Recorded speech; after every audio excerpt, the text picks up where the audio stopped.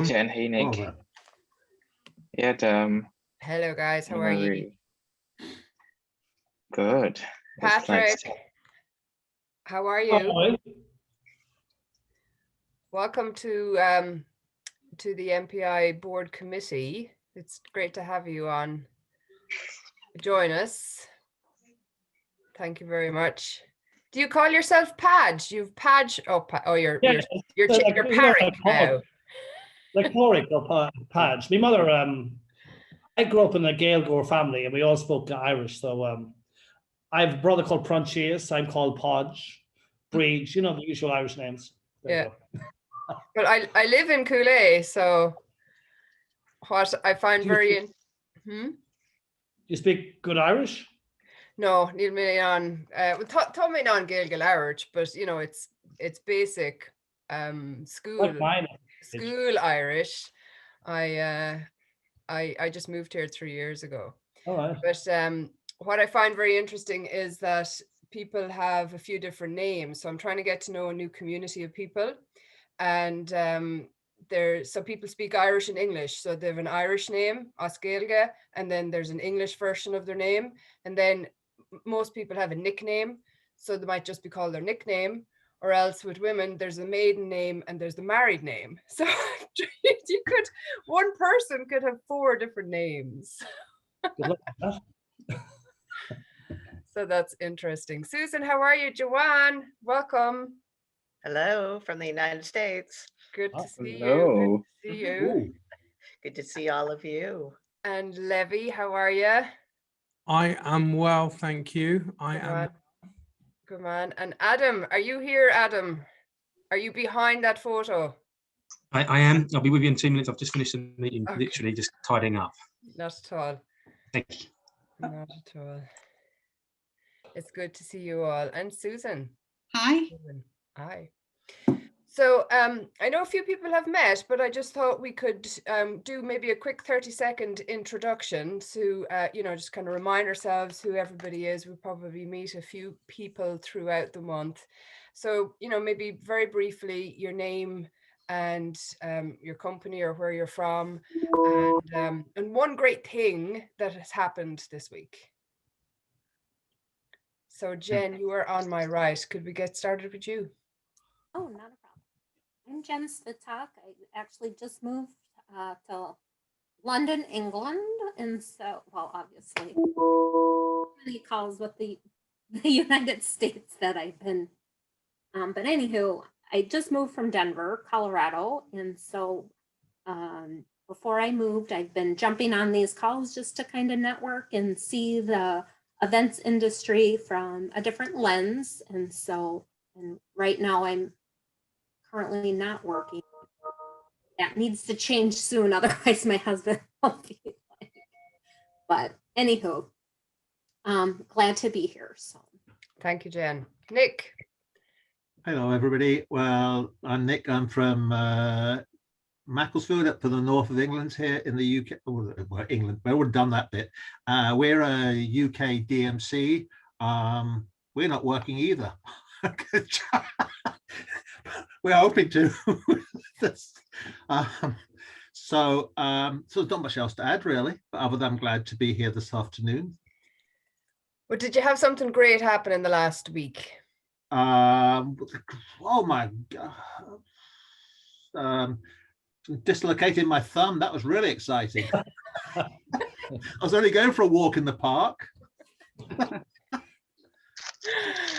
Okay. So walk so much. Had my COVID jab. A little bit longer than last week, but I had my COVID jab. So I'm very positive. Very positive step. I like it. Yeah, that's good. Jonathan, tell us a little bit about yourself. Hi everybody, I'm a student at the University of Surrey. My final semester, I'm going to graduate in 2 months, I think, if I don't screw this up. 2 months. 2 months. And yeah, I've something exciting this week. I just finished my event for Workday, which covers 3 continents, and with about 300 attendees with a virtual background. You'll see that more on my LinkedIn later when I have some time to post it. Yeah, nice. But I just came home from that event. Yeah. Good man, excellent. Well, Jonathan it's 8 hours ahead, so thank you for joining us so late. Levi, we'll come back to you because we're going to hear a little bit more from you. Patrick or Podge. Yes. Hi, I'm Patrick or Podge. I'm from Donegal in the northwest of Ireland, but I live in Barcelona.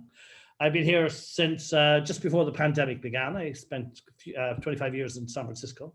And I've been struggling with Spanish bureaucracy. And there's this thing called the empadronamiento, which means it's your residence permit here, which kind of, you have a lot of things that are connected to it, getting into the National Health Service in Spain, etc. And I couldn't get it done. I couldn't, because of the pandemic, I couldn't get it done. And magically, it happened this week. So I'm suddenly a resident of Barcelona, officially. And my concern was that I wouldn't be able to get in. If I left the country, the Spanish said, no, only residents and Spanish citizens can get in, then I'd be screwed. So I'm no longer in that boat. So good. No longer screwed. Great, thank you. I didn't want to say that. Thanks for finishing. 20 seconds. Could you introduce yourself, your fabulous self? Did you say Susan? Say me. Yeah. Okay. So hi, I'm Susan Arslan. My primary role is I work with Helms Briscoe doing venue sourcing. I'm the president-elect on the board of MPI. So really looking forward to seeing more of you guys at our meetings, our lovely members. And something amazing that's happened to me this week is for the first time, I've done my first public engagement for MPI, and I spoke yesterday on a panel for Eventwell, which is our community partner, and we were speaking all about mental health in the events industry, and I was one of 3 people on the panel yesterday, so that was amazing for me, and good feedback, and you'll be hearing much more about it as the weeks and months go by, and looking forward to sharing all that good stuff about well-being and good mental health. Good woman, good woman. Mighty stuff. Joanne, we have like 1 minute left of this slot, so if you could Got it. Seconds, that'd be fab. In the United States, mainly at this point, involved in education, speaking, training at meetings, and I also teach at one of the universities over here. Yeah, she teaches the MPI CMP program as well. So if you want to get your credits, your education credits, Joanne is your lady. Brian Hand. I'm swallowing a cookie there. Apologies, everybody. I thought I was able to get away with that, but I'm not. Nope. My biggest thing this week is that I've moved from Aldi to Lidl, and that's pretty much like, it's not very exciting, but it provided a bit of entertainment on a Monday evening. So Lidl is indeed cheaper than Aldi, everybody. So there you go. It's official. Yeah. And I'm proud to welcome one of our newest members, Adam. Hello, everybody. Yes, new member. Join the calls. Hi. So I'm a professional networking and event engagement specialist. Just finished branding the new app, which should be ready in a couple of months to use in the hand. Best thing that happened this week is I've set up a laptop and it seems to be working. Nice one.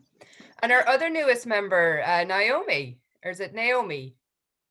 Hi, Naomi, yes. You're very welcome. Hi, everyone. Is it biggest wins I heard we're doing? Yeah. Exciting thing of the most exciting thing of the week. Oh my goodness. Lots have happened. This is really exciting. I'm really happy to be here. I'm sorry if someone else has done that and I've stolen it from you. And great conversations with Jonathan as well. So that's what I'm excited about this week. Fabulous. We're looking forward to talking to you a little bit more. Hannah, are you there behind your lovely photo? No.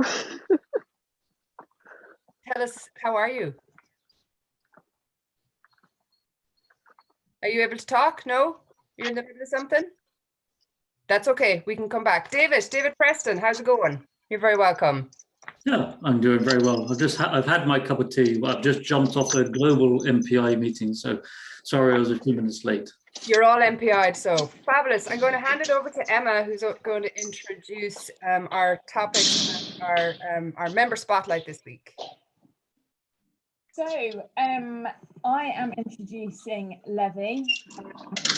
Important for everyone to not recognise him with the jeans brand, in that it is Levi, rhymes with heavy. I remember that from his first introduction. I'm going to try and do it in less than 50 words. But Levi Silver, probably most prominent thing, had a baby in January. So this man is working at home, he has a baby, and he has 2 other children that are 3 and 1 years old. So I think that deserves a round of applause. The guy is a hero or stupid. It's up to you to decide. So just a real quick brief history of Levi. He started off in the hospitality and corporate travel industry, and then 2.5 years ago he joined AHRT Media. Now, have I said that right, Levi? Yeah, exactly right. It's just art with an H. Absolutely right. So AHRT Media are a global leader in holographic distribution. And their vision is to create memorable human connections that generate emotional impact, which is, you know, a wee bit mind-blowing. And so I kind of started to Google stuff and came across a YouTube of Colin Firth explaining what a hologram is, which I will post in the chat for all the ladies. Although he's 60 now, I was quite surprised. But what I wanted to know from Levi is, how would you describe a hologram? And for us that don't know, how much space and equipment is actually required? Yeah, so first of all, thanks for the mention on the newborn. Yeah, it is pretty hectic here at the Silver household. I definitely wouldn't go for hero, probably just totally crazy for that matter. But yeah, no, so really excited to be here. Thanks everyone. Yeah, it was really cool doing that Colin Firth piece, and it's a very, very nice bit of content. He came into our London studio. We're located over in Hammersmith, where we've got a capture and a holographic display space. And yeah, it was great fun working with him. It was part of a wider event with loads of other, I suppose, celebrities that hosted. It was a Green Carpet Tech Award by Livia Firth, so Colin's wife, who ran the event, and she dragged him into the studio to do a bit of PR and marketing for her. So yeah, it was a great gig. So how to explain a hologram it's not so much a tough one, but everyone will have a different opinion as to what officially is a hologram. But in reality, a hologram on a basic form is just a moving 3D image that looks lifelike. What we do as an organization is we specialize in holograms of people. So we capture really anyone standing anywhere, and we can beam them as a hologram, which is more of a 3D moving image. So instead of having me there in person, you've just got my hologram self. So yeah, I suppose a moving 3D image is probably best. And to achieve that, what do you need at the filming site and at where the person's being broadcast? Yeah, so you'll need from the filming site, it's what we call the capture versus display. So capture, where your talent speaker is standing, you need quite a bit of equipment that's primarily off-the-shelf AV equipment. So you can make it accessible, get it accessible really anywhere in any country in the world. And really what we do as an organization is 90% of the time we'll set up what we call remote capture studios. So when we beam or capture the CEO of a global organization, they need the convenience of us coming to their workspace, their country, their city, or whatever it might be. So we'll typically set up a capture studio in a corporate head office somewhere not too far from where that person is regularly situated or working, in fact. And when it comes to equipment, it's lots of lights, cameras, screens, some drape and stuff like that. We really call it sort of business theater, and that's really what it is. It's about the way you manage it. On the display side, on the hologram side, very much the same. Lots of lights, lots of drape and screens. And from our side, from our proprietary technology, what we deliver is, again, the holographic screen. And within that, what you'll need on both sides is what we call an art engine, which is really the software and the technology that enables you to communicate in sub 0.3 seconds of latency. So basically, communication. So for somebody that hasn't got masses of knowledge about it, as far as obviously you're capturing a CEO, how many places around the world can that speaker then appear? Or is it limitless? It is really limitless. More so in a high So what we're doing most of the time currently, and I'll talk pre-COVID after this, is that we'll capture someone, let's say in their corporate head office, and we'll beam them as a hologram, let's say into Singapore, because in Singapore, as a lot of us already know, that you're allowed in-person meetings, and they're far more, they're maybe 2 or 3 steps ahead of us in Europe when it comes to in-person. But then what organizations will do is that they'll typically stream him online using other virtual platforms that we offer to people obviously watching online. So you'll have the same feed, the continuity of content going to the room where you've got a small meeting of, let's say, 100, 150 people, even 30 people, but then everyone else will be able to watch him online. But in a pre-COVID and certainly in a post-COVID world, it is absolutely limitless. And so much so what we're in the process of doing, we've just launched a product called a HoloPod, which is really targeted at corporate organizations who want to upscale their VC platforms. So as a CEO or as a senior leadership team, you can have maybe 1 or 2 capture studios in, let's say, your global and European hub or APAC hub, for example, and then have 20, 30, 40, 50 holopods located across the globe and beam from one centralized capture studio into all of the holopods if you wanted to, and maybe do a town hall, a product launch, or whatever it might be. So yeah, limitless is really there's no ceiling on how many places you can be, that you can be anywhere at once. So I actually worked on an event in 2004 where we used holograms, and it was a little bit like, I don't know if any of you've seen the film Big, and I think he was called Zoltor, the person in the booth, the fortune teller, that's what it looked like, because it was an actual booth on stage and you could only see the speaker from the waist up. But I mean, we are going back to about 2004. How do you see that this technology, obviously it is it's rapidly being adopted now by industries, and I'll just quickly ask you about what industries are adopting it, but how do you see that the hologram technology will develop over the next 15 years? Can you give us any insights? Well, first of all, I think 15 years in any sort of tech world is a huge amount of time. And I think what we'll probably see in maybe 2 to 3 years, 5 at max, is really the footprint required to install and work with holopods or holograms in general. And then at the same time, what we're going to get quicker at and even better at is the latency of communication. So we're already at nearly zero. Well, I wouldn't quite call it zero, but we're sub 0.3 seconds.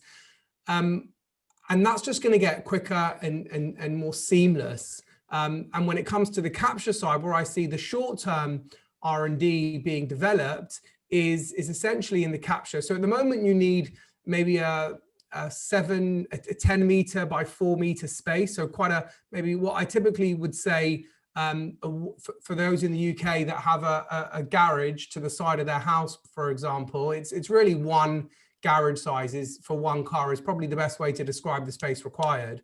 But what I see from an R&D perspective is that space getting much smaller, the opportunity to have holographic capture studios in your living room, and then really the product becoming more accessible to the masses and far more cost effective to the masses. So that's probably where I see in 3 to 5 years.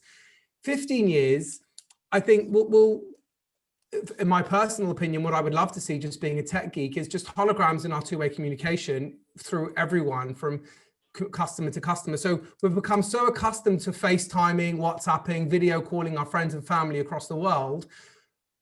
What I would love to see in 15 years time is you just stand in your living room and you're transported to anywhere across the world, into your grandparents' living room, into your friend's living room, and you can just both interact, or you can interact with other people as a hologram. And yeah, that's not 2-3 years away. That's probably 10 to 12 years away. But I think what will happen with technology is the growth in technology is just so quick and so fast. That's probably where I see the regular and the common use of holograms in the future. Fascinating. Levi, Fab, you have led me on to really, we are going to break up into, with everything that Levi said, is to think about the best of the new, of what's happened, the take up of technology, and the best of the old, and how we are going to start to see that fusion of the best of new and the best of old coming together. So to start you off thinking about potentially how things are going to come together, probably a good example is checking into a hotel. So we want you to think about hotels, venues, events across the industry. A best of the new in checking into a hotel is that you can, in a number of hotels now, check in and have your room key on your phone. So, which is fantastic. You don't need a key card. So sustainability, that's great. It's difficult to lose. So many benefits to it. But the old and the best of the old was that personal and warm welcome that you got from hotel reception. You feel like you've suddenly started somewhere, you're welcomed into a city, you're kind of maybe even given a little bit of orientation. But if you don't need to collect a room card, you don't need to go to reception anymore. So what might a new check-in feel like using the best of both? So what Kira and I thought was we'd split up into smaller groups and just throw some ideas into the ring, really, and just talk about some of the things that we've adopted recently or you've experienced, and then also reflect back on what were some good things from the past, whether that be hospitality or other touch points that were more experience based, and think about them together. Yeah, important things to keep, right? Good. Okay, so I'll just create 3 rooms, I think, and we'll be back in just over 10 minutes, 12 minutes. How does that sound, folks? Perfect. Amazing.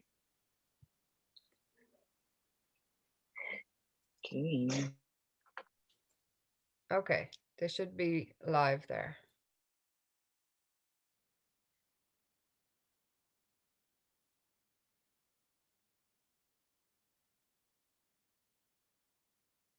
Hannah, are you able to join a room there?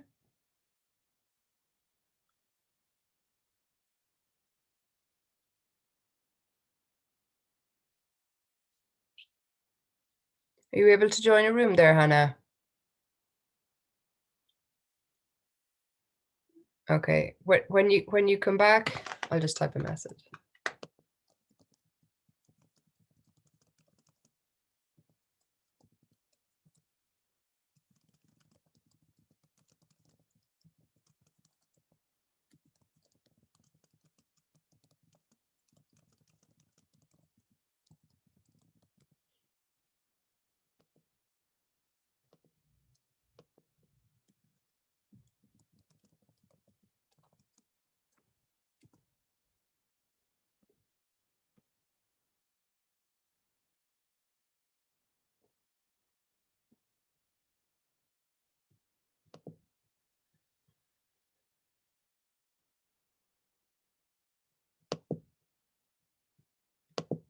Checking people into a computer system or stressed out by a payment processor breaking down, that their job is literally just to say, welcome to the X hotel. You're in the heart of downtown Dublin. It's great to have you here. Do you know where your room is? No, grand. And that's, you're giving someone a role that's authentic and not like having to do switchboard, check the letters, run errands for the GM, check people in, check people out, deal with complaints. So I think that that's actually a good idea. If you mix the technology with some of the old hospitality that people miss and crave. Genuine hospitality. That's a neat idea. I really like what you're saying. Like you truly get greeted and feel hospitality and feel welcome and everything, but then you can go do your own thing, or you already have on your app or whatever. Front desks have become way too overcomplicated, and people at front desk have been given way too much, like way too many tasks to complete in order to still have their shoulders back, their smile on. It's not possible. It's just not the way it was before. And deconstructing that with technology is a great thing, I think. I think from my perspective, I can't remember the name of the hotel, but it's right around the corner of sort of Tower Hill, Fenchurch Street, and it's the option of the check-in. So you can walk into reception, and it's sometimes if I was me and my partner, I may want to go to the reception and have that face-to-face interaction, and it's a social trip. If I'm on a business trip and I'm just left a conference and I'm going to get showered to go to a dinner, I just want to be phone in, check in, out. I don't want to be disturbed. And I think it's that kind of choice of having or engaging with the technology is going to be the driver and it's also different not demographics, different age groups. Some will want to engage with it, some won't. Some are traditional, and I think from your experience, Brian and Darren, I'm not 100% what your remit is, but that group mindset is maybe different from an individual mindset as well. Yeah. And maybe even that person at the hotel is the welcomer, but if a person of a certain demographic came in and didn't want the whole, I don't know how to use my app, I don't know how, like they could say, well, come with me and I'll do a personal check-in. So again, you're adding a level of personal touch to that,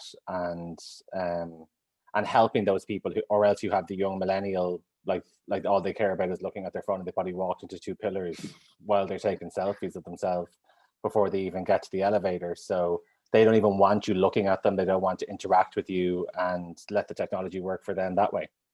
Yeah. Hi, Kira. I think that's what they have at the Citizen M, which is again at Tower Hill, which is the kind of individual booth as opposed to a front desk, in terms of that surrounding area and environment that kind of aids that technology, but also enables that warm welcome which we associate with hospitality as well. But I think it'll be interesting coming out of COVID-19 as well, as like, will people want to have a card that's been used 100 times before, or will they actually see this technology as being, I don't have another touch point, I don't have anything, I don't have to speak to someone face to face and potentially get ill from them. So technology would actually help in the post-pandemic era. Well, I used to love, when I worked in hotels in sales, we used to take turns being a lobby lizard. And that literally was to just hang out in the lobby and get to know your guests and greet them, and, you know, anybody who had any questions, and guide people and all the rest. But I used to get business from it. I used to sit down and talk to a lot of the business travelers and find out why they're there, and then discover that they had 10 other colleagues at another hotel, and I'd get them all to our hotel and set up a group rate for them and all of that, you know, and set up contracts. So it was a good way to get to know your guests more, which some hotels have lost. You know, I think also it was interesting. It came up in the class that I'm teaching at BU, because one of the gentlemen in it has been like a EVP and everything of hotels. He was saying one of the things he did whenever he had a group was that he would ask for 2 minutes on stage to go on, welcome them, tell them that, you know, he truly wanted to, you know, help them if they had any problems, et cetera, et cetera. And he's the kind that you knew he was sincere if he said this, right? So I said, we got to talking about it. And the thing is, I think that also cuts down. So this is it. Eliminating the personal touch is where social media takes off, because it's so much easier to trash someone or a hotel or whatever, a meeting, a conference on social media if it has no personal face. So he used to say that their scores went up and their complaints went down.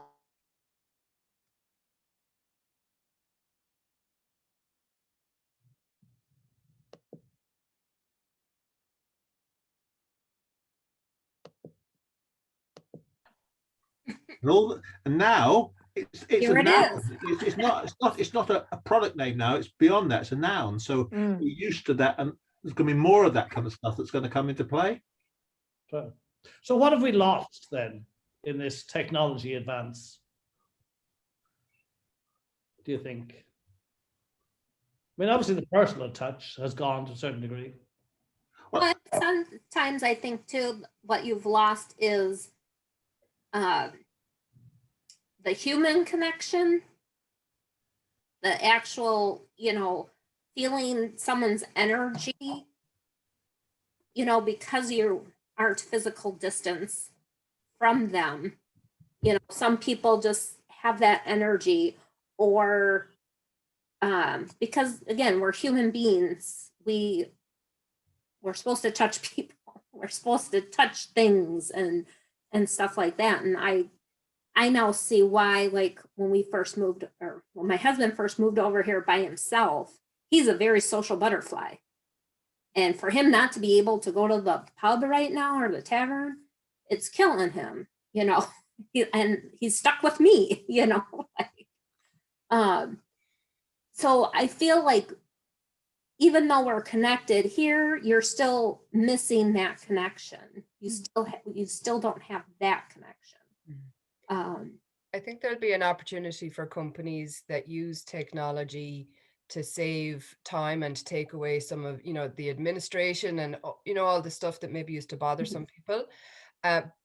But very much build in a personal touch, you know, like we will go back to face, but you know, it's how can you enhance the experience really with technology. The companies that get that right, I think will do well in the post-COVID world.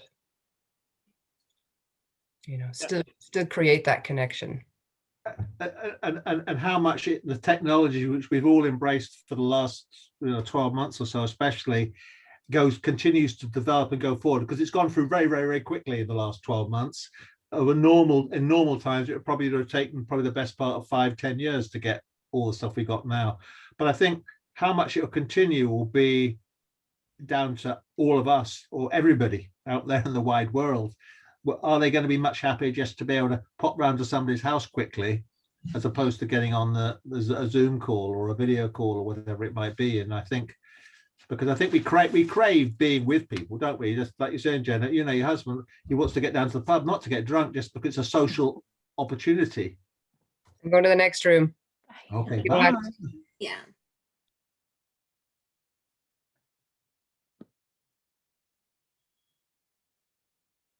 Of meeting, you know, having the serendipitous moments, how do we recreate that, which is something I believe all planners are facing a major difficulty to have this, you know, serendipitous moments to interact, and so technology haven't really overcome that deja vu moments that we have in live events, but there is progress in that, like read the app Reno, where you can jump between breakout rooms on a little platform, and yeah, I think that's how it is.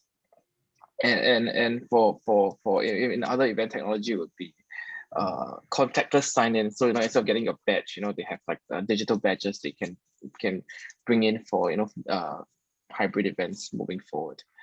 Cool. I think, Jonathan, I think Adam's cloned you. So wait, what? That's one of the bonuses of modern technology. I'll now direct it to Jonathan Talk 2.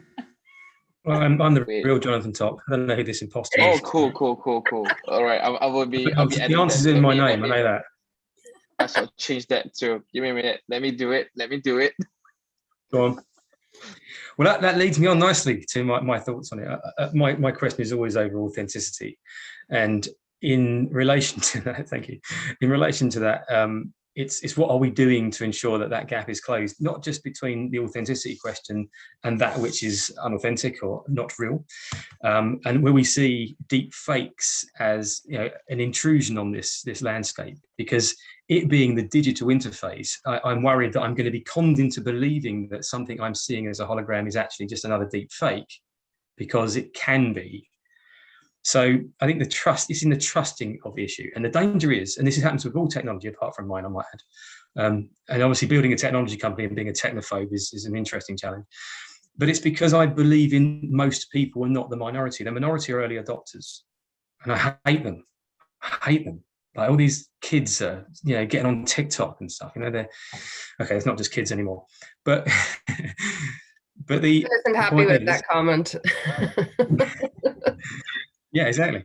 But the point is, I'm always going to be a laggard because I want to see it chosen and proven by others first. And so I think I'll always be 5 years behind technology. You know, and the problem is for any modern technology is how do you stop me feeling ostracized? How do you stop people like me being worried about all the technical exploitations that come with new technology? So that to me, it's all very well being at the front end, and that may be enough for the people funding everything that's going on. But I'm not too sure that I'm not going to feel like I'm missing out on something. And so I have to stay true to myself and just say, look, you know, I'll wait till it's just the norm, until it's, you know, ubiquitous and everybody's tested the hell out of it. I'm going to see you back in the main room, okay, guys? Just Yeah. going on that, Jonathan. Yeah, I'll see you soon in the second corridor.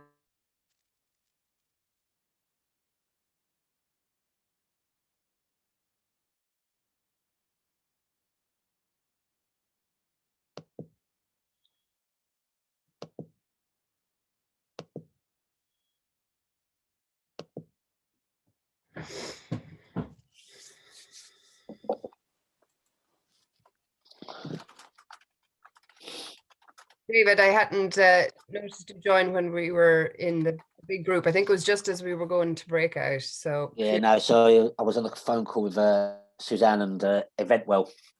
So perfect. Are they happy with how their event went yesterday?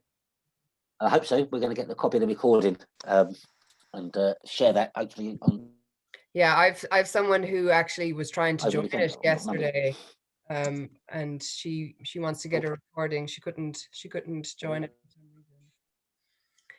So welcome back, folks. Have we anything to share? Any enlightening, any bolting fabulously ideas that came from the breakouts? Each room, does somebody want to share one thing? I'll go ahead and share our room then. I'll be the starter. Okay. So we obviously, because we had Levi in our room, we obviously a little bit went down the hologram route and just interesting thoughts about how you could move from kind of the move from the hotels where they used to have salespeople based in each hotel to being centralized, as how you could centralize services by using a hologram, by having a capture studio so that you've got staff working there and it's kind of a bit more hit the button and you've automatically got a person who's standing before you who's live, but they might be live in the middle of Utah, the middle of London, wherever. So you don't need to necessarily man, which I thought was really interesting. But then Adam brought up something. I ought to probably mention that Jonathan is not into holograms. But Adam mentioned something which is something that troubles me quite a lot, which is deep fakes and how much we can trust technology. Are we seeing a real person, or are we being played to by algorithms and fakes trying to influence our decision making? So yeah, we went kind of all around the houses in 10 minutes. It was deep. Good. Thanks very much. Brian, you had some interesting conversation there as well. Do you want to share?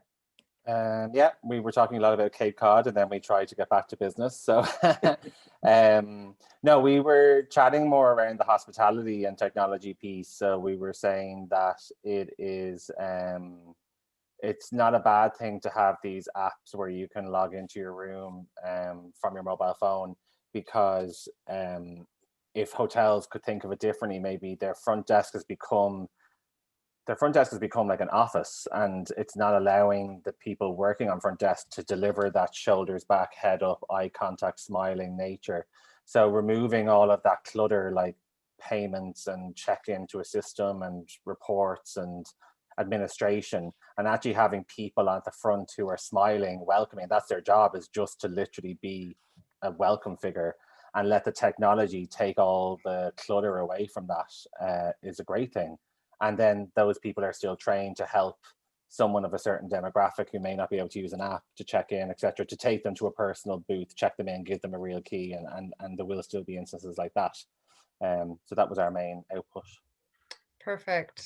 Thanks. If I can just quickly add to that, I think it was interesting from my perspective. If I was traveling on business, I'd want the technology to speed me up. If I was traveling with my partner on a weekend and a leisure, I'd be wanting the customer service and the go slow. So it's a kind of technology's an enabler, but it's not all the be all end all sometimes. Yeah, absolutely. Did we hear from each group? I'm not sure. Nick, did we hear from your group? Yeah, Nick and Brian, were you in the same group? Or Patrick? No, me, David and Joanna, myself. Yeah, I was in the group with Nick. Patrick, yeah. You're on mute. Can you hear me? Patrick, you go, yeah. Right, yeah. So basically, we kind of stuck to the pandemic and the effect of technology and how it's kind of opened up our world in a way that if we'd done this 15 years ago, we would have been much more isolated. But then, we also talked about, the loss of the personal touch, and also that technology has speeded us up enormously, and that we all seem to be more devoted to our devices than we are to the person in front of us very often. And that the pandemic had this kind of counteracting effect, in that we'd use technology but slowed down at the same time, and actually did start reconnecting in more fundamental ways, And sorry. And then also the negative was the accidental networking that would happen at an event, that you would meet somebody who would happen to be in the same physical space as somebody, and you might connect in a way that you would never have done if you were on a call, because the call would end and you'd all hang up. Yeah. So that was a lot, and the loss of time and all these kind of things. We went all over the road. Those chance meetings, like I've met some of the best people at trade shows by walking along with somebody, and they meet somebody that they know and they introduce us, and then we turn out to be a very good contact for each other, or those all important. Let's continue the conversation at the bar, definitely. Yeah. Can't wait to get that back.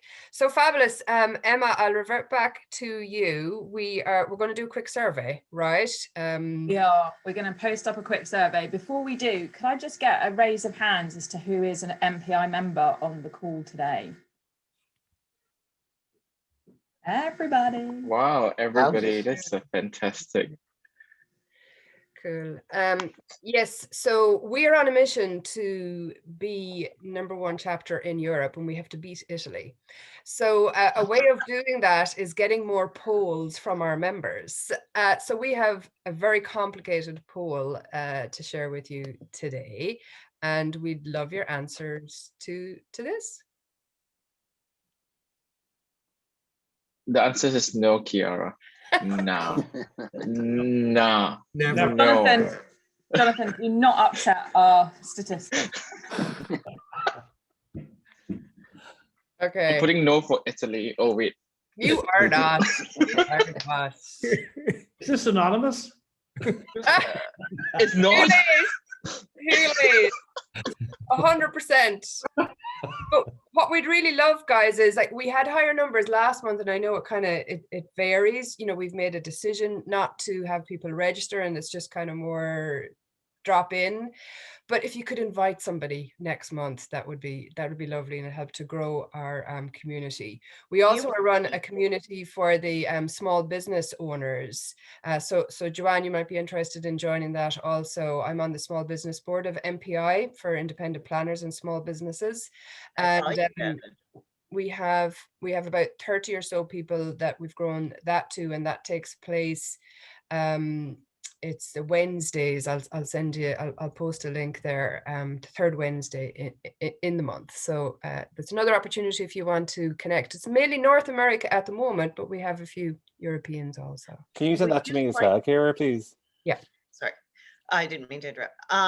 Would you like more people from the United States to attend this? I told people when I came in September, and they were so jealous.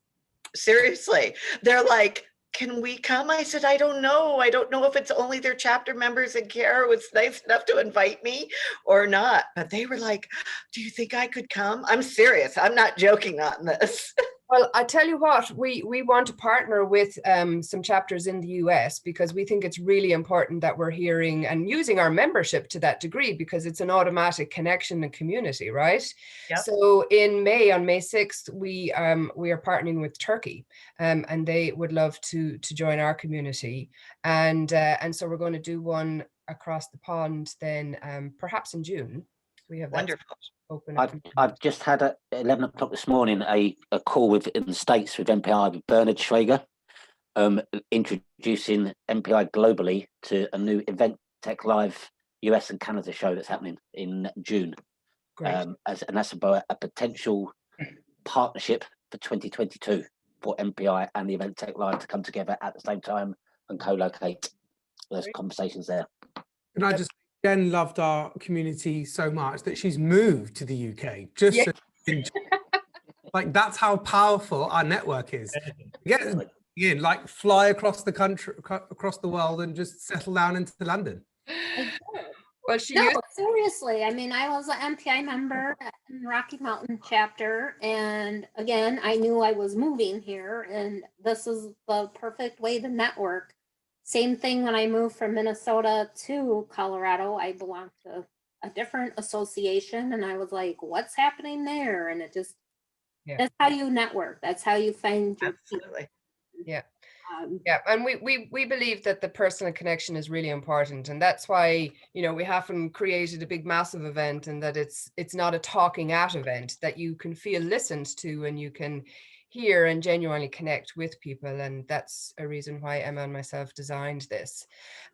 We have EMEC, our European MPI conference, coming up in June. We are doing it in association with the World Education Congress that MPI organized. It'll just be run, let's say, the day before, so they're kind of part of the one big conference. And we'd love to know, is there any specific topics that are of interest to you that you'd love to hear trashed out, or if there's certain speakers you'd love, you know, what's important for you, your education, or your business.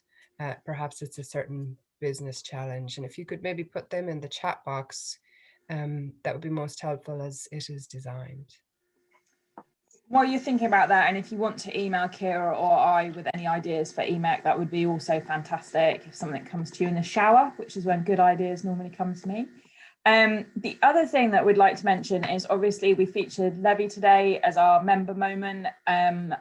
We would like to do that every month. So if you'd like to feature as one of our little members, always we interview you, we prepare the questions ahead.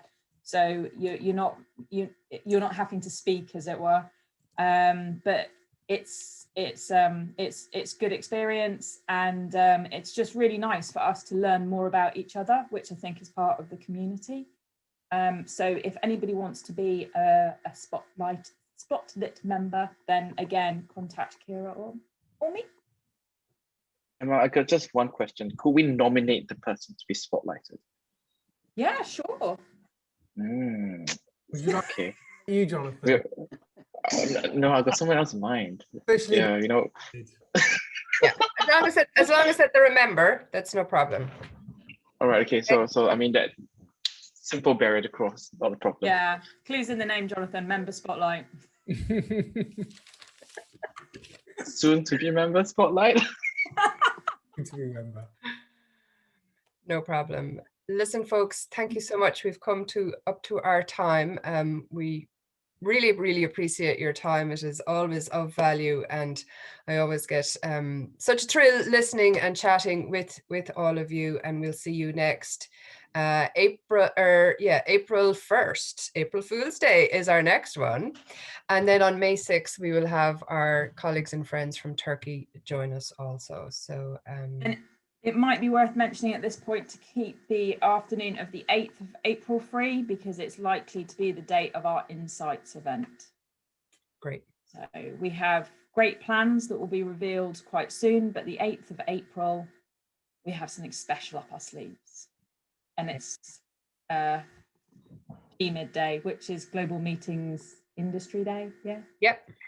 Yep. So happy World Book Day for you folks, and for all the fabulous women. Happy International Women's Day for next Monday. Okay.